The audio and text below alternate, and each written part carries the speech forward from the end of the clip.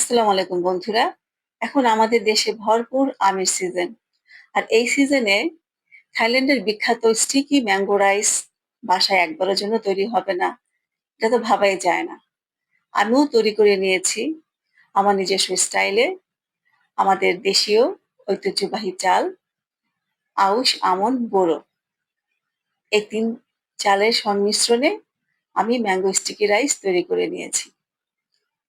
প্রথমে আমি চালগুলো খুব ভালো করে ধুয়ে নিয়ে ঘন্টাখানেক ভিজিয়ে রেখে খাঁটি গরুর দুধ দিয়ে চালটা আমি ফুটিয়ে নিয়েছি হালকা একটু লবণ দিয়ে। বসা ভাত যেভাবে আমরা রান্না করি ঠিক সেভাবে। দেখো বন্ধুরা, দুধটা অনেক খাঁটি, একদম হলুদ একটা সর পড়ে আছে উপর থেকে।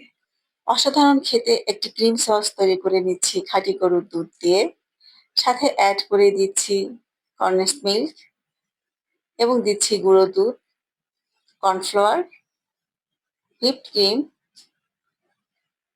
দিচ্ছি একটু মিল্ক এসেন্স।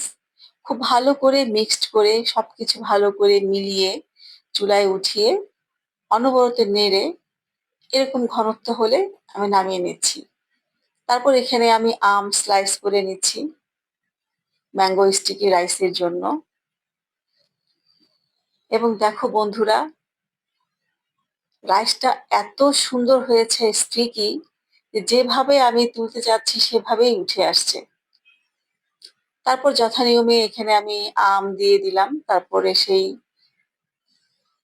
লিকুইড যে সস, ক্রিমি সসটা আমি তৈরি করেছি সেটা দিয়ে দিচ্ছি। বন্ধুরা, তোমরা তো অনেক এই ম্যাঙ্গো স্টিকি রাইসটা তৈরি করেছো। আচ্ছা, এখন এখানে দিয়ে দিচ্ছি আমি নারিকেল কোড়া। অনেকভাবেই তৈরি করেছি আমরা ম্যাঙ্গো স্টিকি রাইস, পোলার চাল দিয়ে, বিন্নি চাল দিয়ে, কিন্তু এই আউশ, আমন, বোরো চাল দিয়ে বিশ্বাস করো বন্ধুরা, তোমরা একবার হলেও তৈরি করে দেখো। অসাধারণ খেতে, অসাধারণ, এত টেস্ট, মানে কি বলবো, মুখ ফিরছিল না আমার। বন্ধুরা, তোমরা একবার হলেও এই নিয়মে রেসিপিটি তৈরি করে খেয়ে দেখো। আমাকে দোয়া না করে পারবে না। আমাদের সকলের সুস্থতা কামনা করে বিদায় নিচ্ছি। আল্লাহ হাফেজ। আসসালামু আলাইকুম।